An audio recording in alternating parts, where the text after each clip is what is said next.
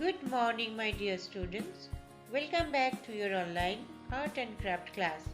And I hope you all are fit and fine. So now, students, can you tell me which season is this? Yes, you are right. It's a rainy season, or you can say monsoon. So, which thing you can make based on the season? Guess what? Yes, paper boat. Now children, you can make this paper boat all by yourself and can see how it floats on water. But keep in mind that you must use only waste paper. Don't use any fresh or unused paper. Okay? So students, make a paper boat and enjoy its floating on water.